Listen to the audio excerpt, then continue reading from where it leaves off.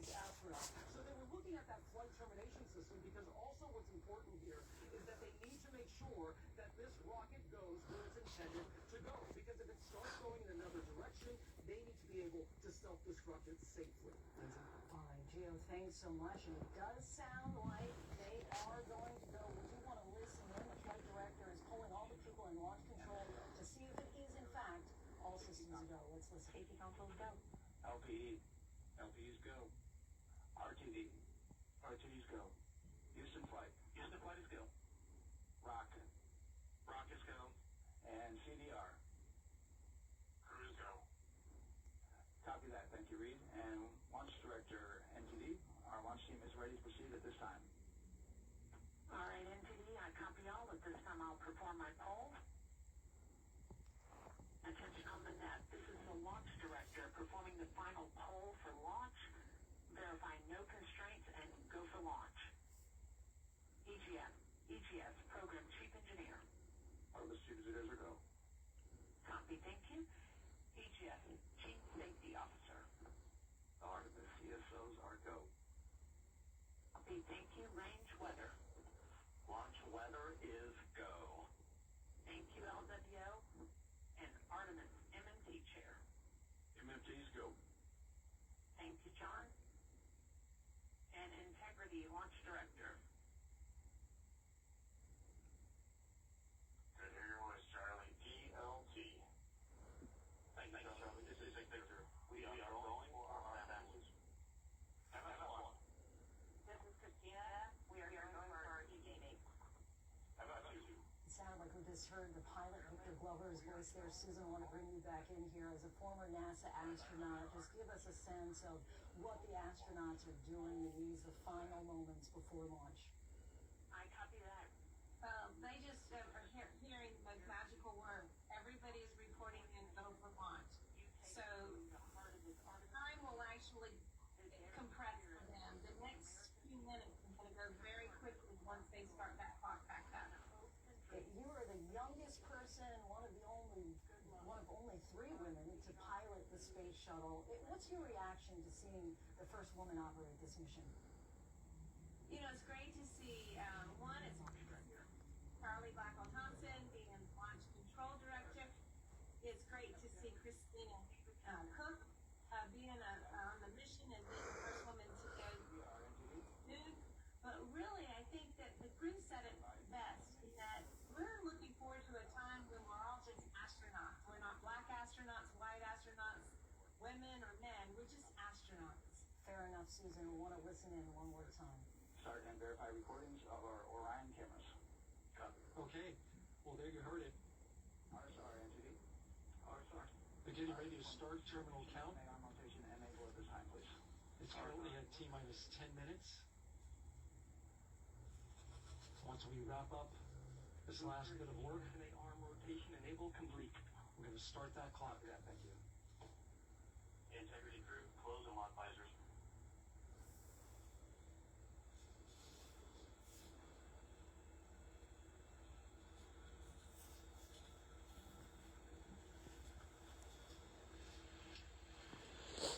Gio, give us a sense as we await the clock to start the countdown again. How is the crowd responding at this moment? It was transitory. Well, Lindsay, I can tell you the moment we heard all those go, everyone on board, and they're going to be going off into space. And so everyone here is incredibly excited to see that happen. 4 p.m. Eastern time. Dr. O'Shea, how is the moon really a proving ground for Mars? Because we know there are a number of stages here, and this may be step number 2 in a multitude. Absolutely. So living outside of the Earth's atmosphere and outside of its magnetic protective magnetosphere is a big deal. Living under radiation, living on the lunar environment with that incredibly difficult dust you have to deal with on the lunar surface are just challenges that you cannot simulate very well here on Earth. So they have to go there. We have to put boots on the ground. We got to do the real experiment. And then hopefully living on the surface of Mars should be a little easier than living on the surface of the moon because it does have an atmosphere. ECL time estimate. You'll likely remember in 1970, Gil Scott-Heron wrote a really scathing poem about the inequality, about essentially saying, why spend billions of dollars going and leaving this planet when people are not able to pay their rent and struggling paying medical bills back here on Earth? A number of people really have that question. How do you answer that? Well, first thing I want to say is I saw Gil Scott Heron live at the Kibbles East in Oakland years ago, and that was amazing. But, you know, that is a question that comes up often. It can look like a waste of money, but in reality, it is an investment in our future. What we see is that those nations that invest in cutting-edge technologies and cutting-edge science, they are ultimately the winners. When Albert Einstein won his Nobel Prize, when he described the photoelectric effect, he couldn't tell you that in the future this was going to result in the smartphone, right? And in much the same way, as we undertake these endeavors, which are an investment, they do return to America and to the nation in terms of technologies, in terms of new economies, then those new generations are going to reap benefits that we can't even imagine. And the other thing is how economics works. It's not exactly the case that if you spend money, you're taking it from somewhere else, right? We see that. Big pots of money comes up when needs come up. But this is just less, NASA's budget is less than 1% of the federal government, and it is an investment that pays off big time. And we're clear from Give us a sense, too, because when we look back to the Apollo mission in the 60s, and that was, as you know, a very unsettled time. We believe in the meantime they are about to resume the clock in a moment. But it was a very unsettled time, obviously, in the 60s, as it is today. Some people say that 1968, and if we can see the clock, maybe we can take a live look because they are now resuming the countdown. And Gio, I imagine there was a lot of excitement when that clock started ticking down again. Well, that is exactly how I knew it was happening, because everyone started cheering. There are people who are clapping still here, and they just keep coming. They keep coming because, again, these are all folks here at the Kennedy Space Center who have worked on this for so many years to get Orion into space. Because remember, you're talking about this monumental mission that eventually could create a lunar base and have that base serve as sort of a pit stop to the rest of the universe, including perhaps even Mars. That is years away, but this is the beginning, and we could see that history being made within 9 minutes and 11 seconds right there. 9 minutes, the countdown resumes. And Dr. O'Shea, as I was mentioning earlier, as we know, President Trump is expected to address the American people tonight about the war. Similarly, in the 60s, we were in a time of war. Many people, when we went to the moon for the first time, it was an unsettling time. But many people describe that launch of Apollo 8 as a unifying moment in the country. Do you see some parallels between then and now? Well, I do, but I have a biased look, right? So I lead the nation's oldest national astronomy organization, the Astro Society, and we're leading this Astronomy 250 celebration of 250 years of American astronomy and space. So I'm talking to the enthusiasts at all times. But at the same time, we do have challenges here in our nation and globally. And that's the thing about us humans, right? While awful things are happening, amazing things are happening. And this is a part of that amazingness that shows you what we're capable of when we work together. So let's keep doing more of this. Let's keep investing in our future. Including today's launch, this Artemis 2 mission will last for 10 days. The centerpiece of it, that figure 8 slingshot move around the dark side of the moon. I do want to look and listen. Astronauts took to. After about a day in orbit, the engine on Orion's service module performs the critical translunar injection burn, a rocket boost that will send the astronauts on a free return trajectory toward the moon. This figure-8 flight path uses the Earth and Moon's gravity to take the astronauts around the moon and back home, a journey of more than 230,000 miles. It takes about 4 days to reach the moon, culminating with a lunar flyby. The crew will be the first people to see the far side of the moon in more than 50 years. NASA expects a communications blackout during this period. Earth's gravity then pulls Orion back during its 4-day trip home. Orion is equipped with a heat shield that keeps the crew safe from re-entry temperatures that can reach 5,000 degrees Fahrenheit. The Orion enters Earth's atmosphere at 25,000 miles per hour, using parachutes and the drag of the atmosphere to slow its descent to less than 20 miles per hour. The 10-day mission ends with Orion crew splashing down in the Pacific Ocean off the coast of California. and the crew access arm has been retracted. That's what we saw just a few moments ago. That's the way that the astronauts come and go from the spacecraft. And we've mentioned 4 astronauts on board. Reed Wiseman, former NASA chief astronaut, U.S. Navy test pilot. He has spent 165 days in space before. Sadly, his wife passed away years ago from cancer, and now as he leaves for the next 10 days, he leaves his young girls behind. Victor J. Glover Jr., NASA astronaut and U.S. Navy captain, is actually will be the first black man to go to the moon and beyond. Christina Cook, Artemis II mission specialist. She holds the record for the longest single space flight by a woman. She spent 328 days in space, just shy of a year. Jeremy Hansen, Artemis II mission specialist, Canadian Space Agency astronaut. He will be the first non-American to go to the moon. He has joked that if something goes wrong, NASA will have to blame Canada. Gio, what's the clock telling us right now? 5 minutes, 16 seconds.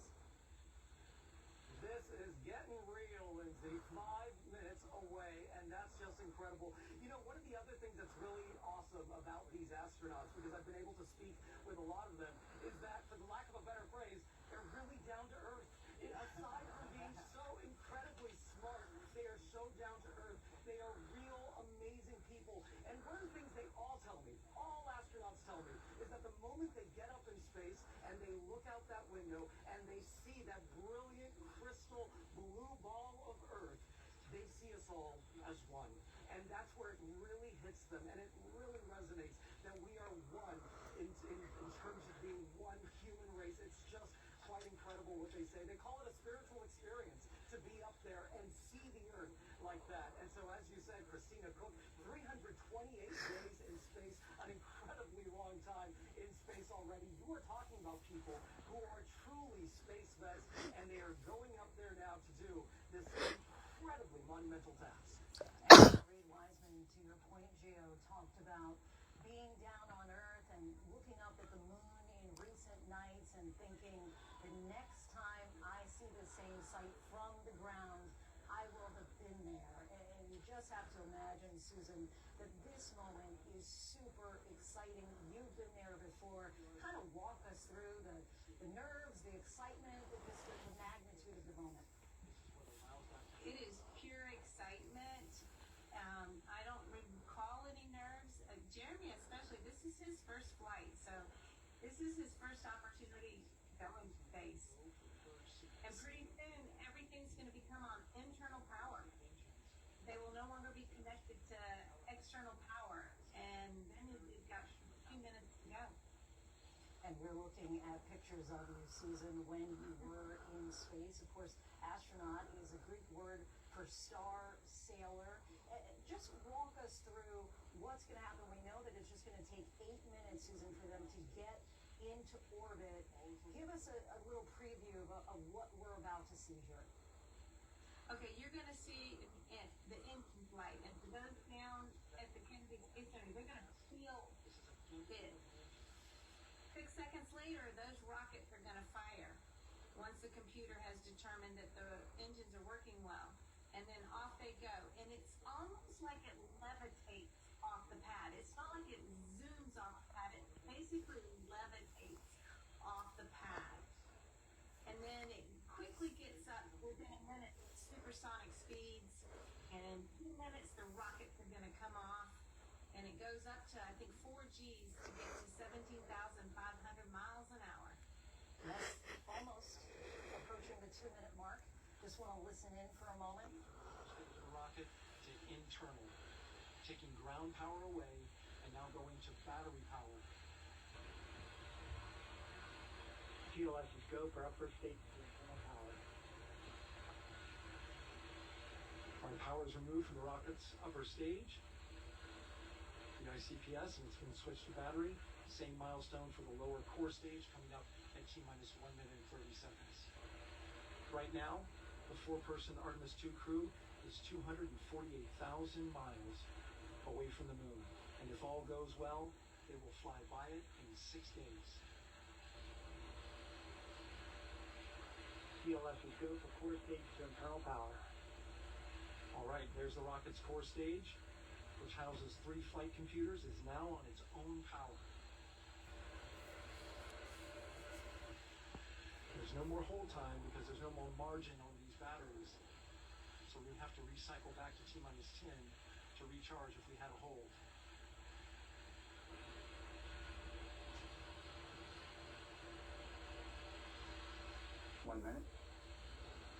Right now, the rocket does not know what the T0 is, but coming up at T-minus 33 seconds, control shifts from the ground launch sequencer to the rocket's onboard autonomous launch sequencer, or ALS. The rocket will count itself down, but honor any holds that could come from the ground. Now, shortly after liftoff, Houston will take control of the rocket, and my colleague Gary Jordan will take over commentary. TLS's go for ALS. Great call out. The rocket is on its own. 4 brave explorers ready to ride the most powerful rocket NASA has ever launched. Sound suppression water is flowing. And here we go. 10, 9, 8, 7, 6, RS-25 5, 4, 3, 2, 1. Take off! Liftoff. The crew of Artemis 2 now bound for the moon.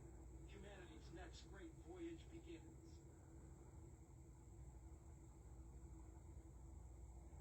Good roll pitch. Roger, roll pitch. Houston now controlling the flight of integrity on the Artemis 2 mission around the moon. Integrity, AMT high. On time passes 30 seconds. Integrity passes the ultimate film. Target milestone.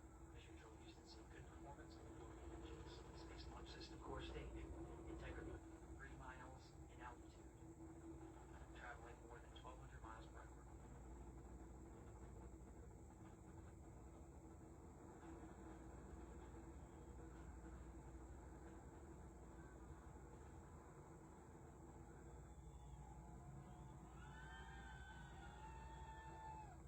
Humanity's next great voyage begins. We Mr. Last just heard time, it here. The passing 1 baton minute. has been passed from launch control in Florida to mission control in Houston. Gio, give us a sense of what you're seeing and feeling on the ground there. Have you the same? Lindsay, I cannot look away, quite frankly. I cannot look away because this is just so spectacular. You are talking about a spacecraft that has just made the entire ground here just shake. It vibrates up your body. I always tell people, make sure your feet are on the ground. Make sure that you are feeling it. And we are seeing a gorgeous, gorgeous liftoff here. There is not a cloud in the sky.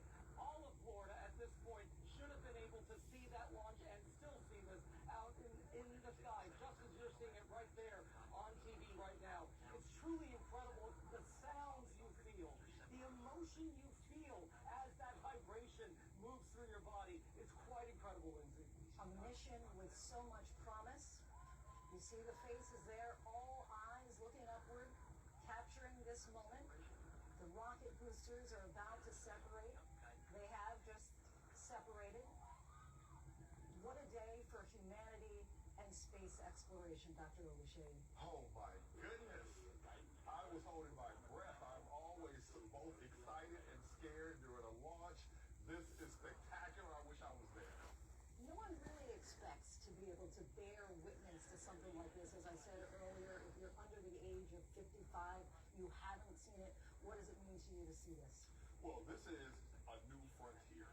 We are now going back to that frontier of the moon. We are a new America. We are a new planet Earth. And now this is the next step. This is the very beginning. And hopefully this will become a common occurrence. 250,000-mile trip that they're about to take to get to the moon. Susan, give us a sense of your reaction here.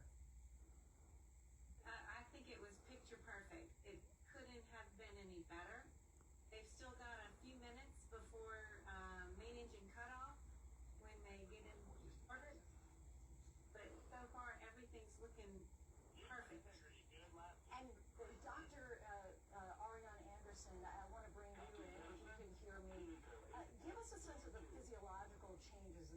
is going through in this moment? We see you stay on board, Sam. And Houston has you loud and clear on Peters at the common line. Back in their seats, which is part of the reason that they lay down flat when they load into the Orion capsule. And then once they reach that MECO, that main engine cutoff, they'll be waiting. Glover, Cook, and Hansen cross. Their bodies will start adapting over the next few hours and few days to be better prepared to live and work in space. Checks to verify. Talk to us about the medical system that's on board Orion and the health medical research that they have. Well, first, I do want to take a listen again.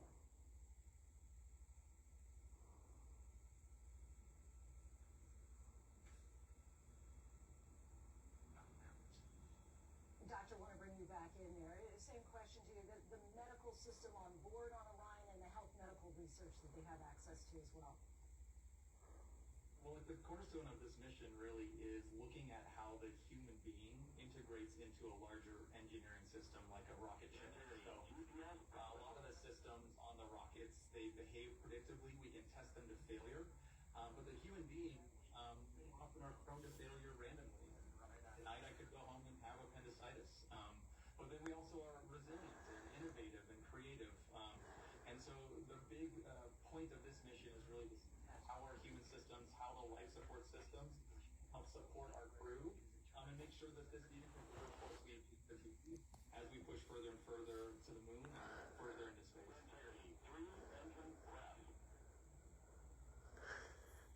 Integrity, of course, the name that the crew actually gave their spacecraft. 5 minutes, 20 seconds of mission elapsed time into the Artemis 2 mission. At this point, 3 good main engines are all that's needed to carry Integrity to a nominal main engine cutoff target. Though at this time, we're saying 4 good engines here in Mission Control Houston. Integrity, 75 miles in altitude, 330 miles downrange, approaching 10,000 miles per hour. 10,000 miles per hour. We just saw a few fist pumps and, of course, applause there on the ground.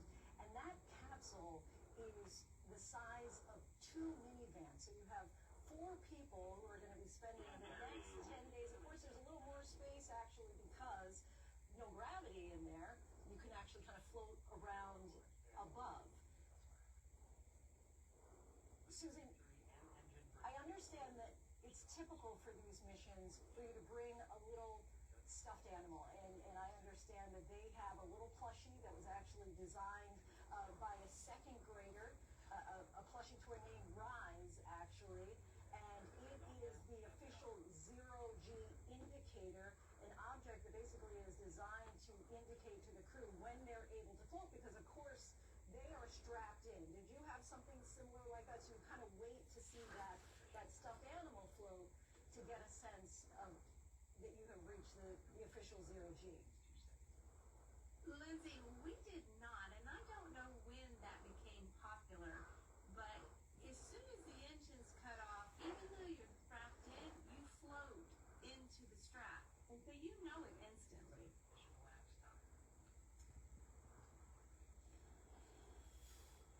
Throttling down as we approach the abort once around option. Milestone at the 7-minute 30-second mark. And we're about to hear main engine cutoff, or MECO. Miles downrange, traveling more than 15,000 miles per hour. Integrity, AOA open. AOA open. The window is now open for an abort once around option that would target splashdown in the Pacific Ocean. Still following nominal ascent at this time.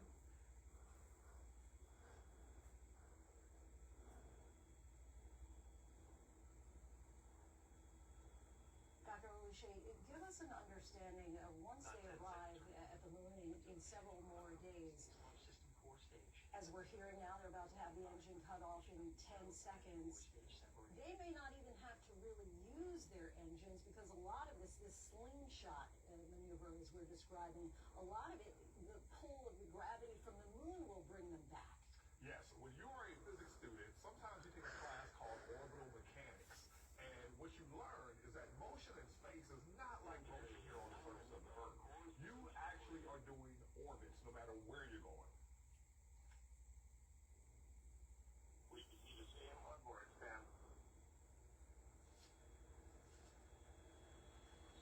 listening in for the clues to see where we are right now. We have a nominal main engine cutoff heading in the right trajectory on the way to swing around the moon.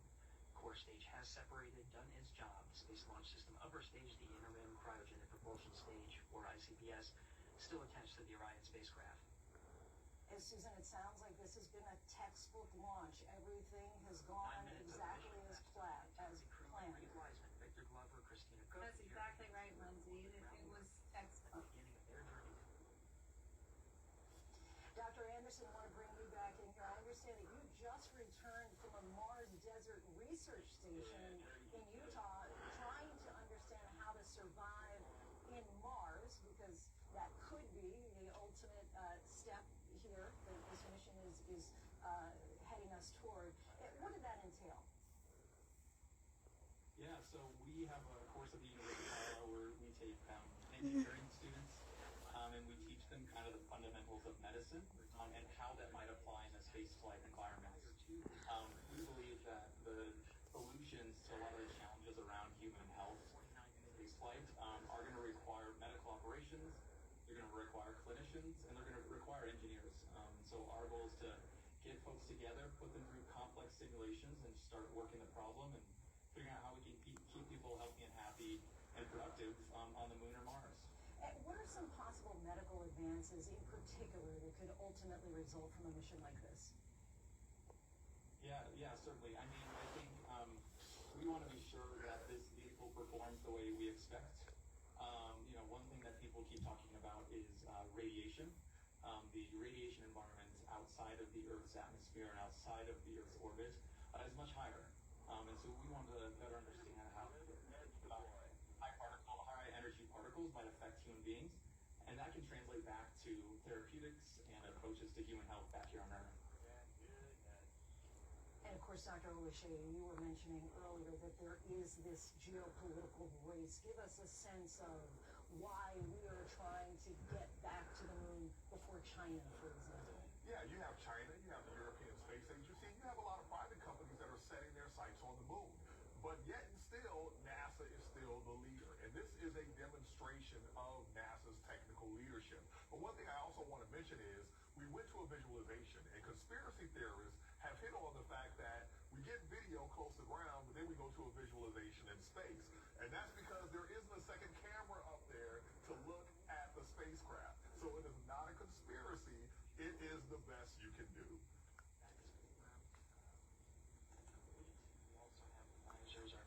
Susan, what are you watching for as a former NASA astronaut as you were watching these pictures?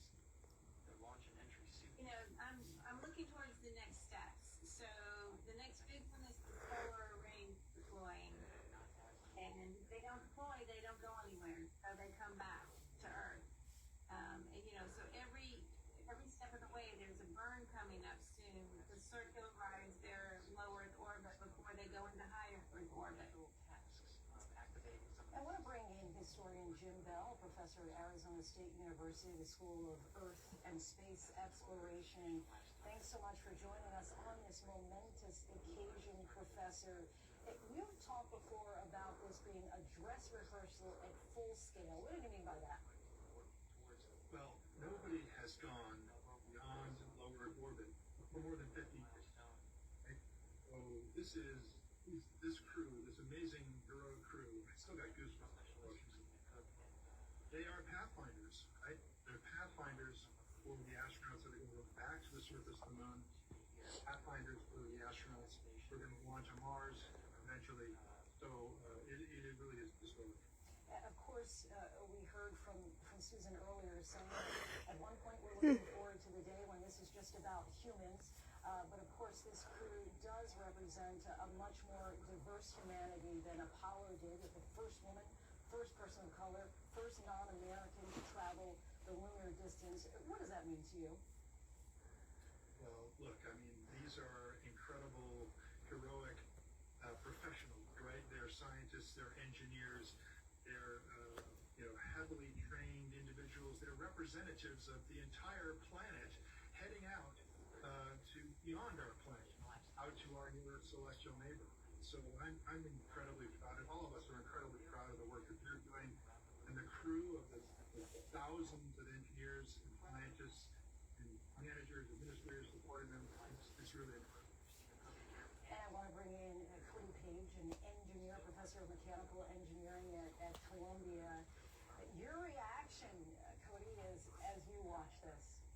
I'm so inspired, tearing up. I feel like I'm witnessing history. This is such an exciting moment for all of us. I'm, as a woman in engineering and as a Canadian, I feel especially attached to the crew that's going, and just seeing this is incredible.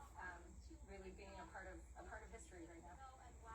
What does this mean for space flight? This is a huge moment for spaceflight.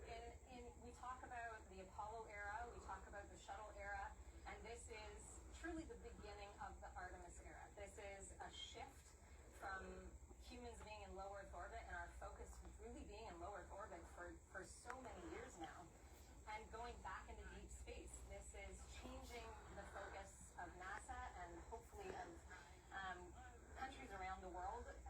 As we can see, Canadians and there's payloads from different countries around the world that are part of this mission.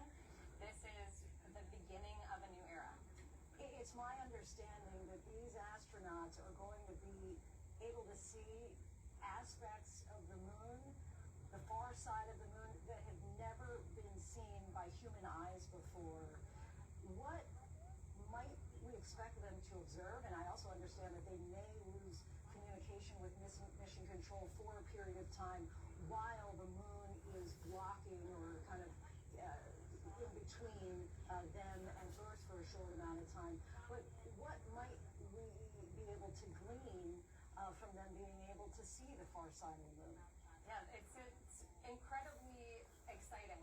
They're going to be able to see parts of the moon that have never been seen before, and part of that I mentioned before that our brains are really the most exciting part of what's going there, and they're going to be looking at geological features on the lunar surface that can tell us about its formation, about where we're going to be going at the South Pole, about how we might find water ice on the moon, which is going to be extremely important when we have the Artemis 4 astronauts go and be able to land on the surface of the moon.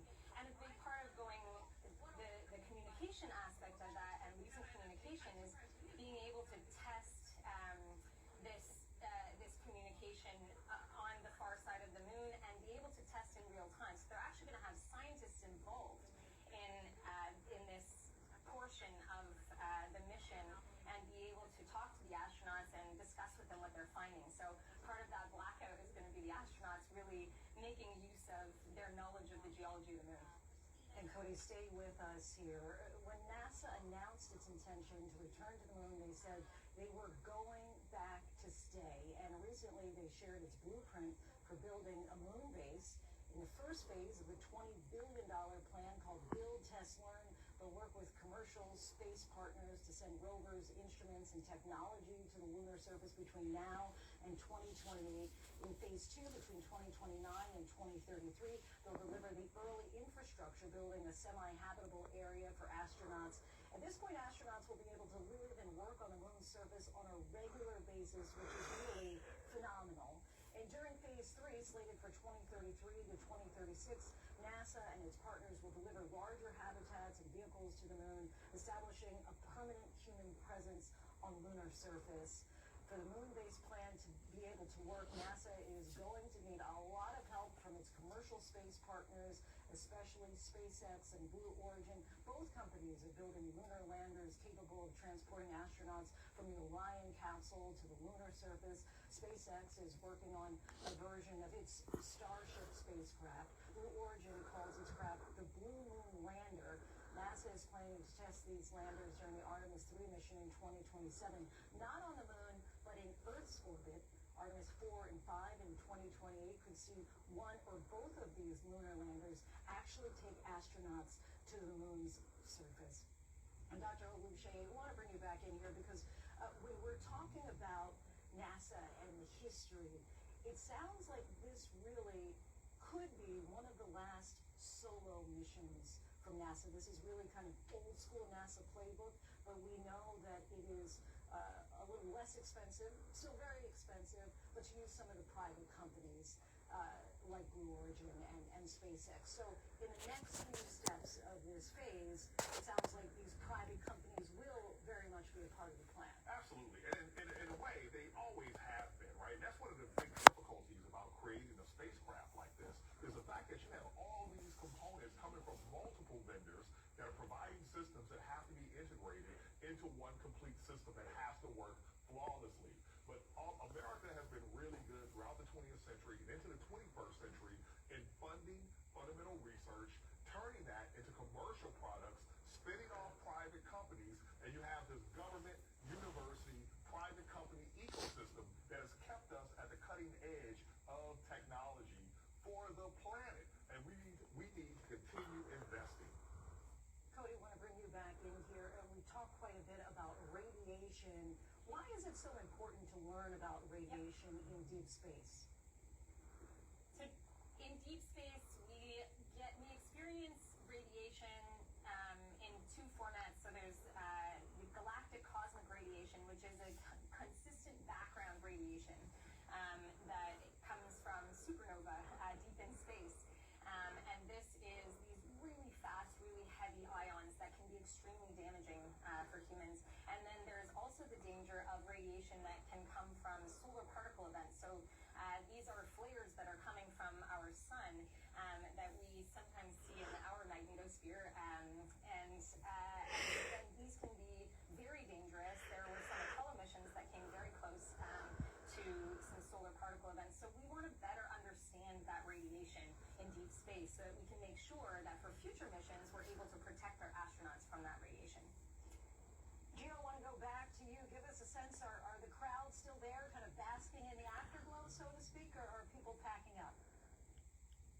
They're basking, but they're starting to get back to work because they were here working. But you know, Lindsay, it struck me as I was watching, all of our hearts were racing as we approached that final countdown. I'm sure that's what you felt too. And so I've asked astronauts, what is it that you're feeling in those final moments when you're there on that spaceship? And basically, I was trying to find out, how do you deal with all that stress? It could help all of us, right? And they basically said, you know what, Gio? We relax into it because we've prepared.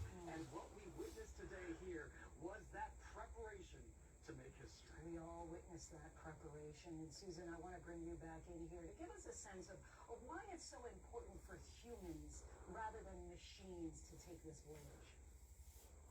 You know, machines can do a lot, but they can't do everything. You know, back in the original Apollo days, machines could not have fit all the particular rocks per se. So we need the people and the machine. There is a role for both.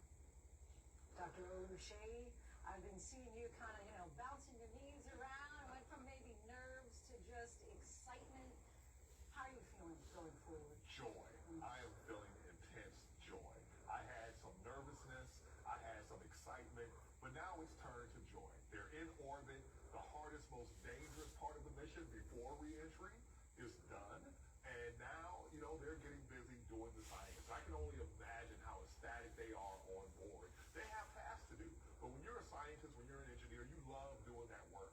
And I have to say, as a former Navy seaman, go Navy, right? We got half the crew is former Navy. And I understand, too, that Nat Geo was able to give the astronauts on board cameras, train them how to use cameras. This is the first time we're going to see smartphones in use inside that capsule. What kind of images? Because we all remember the black and white grainy images of the moon from more than 50 years ago.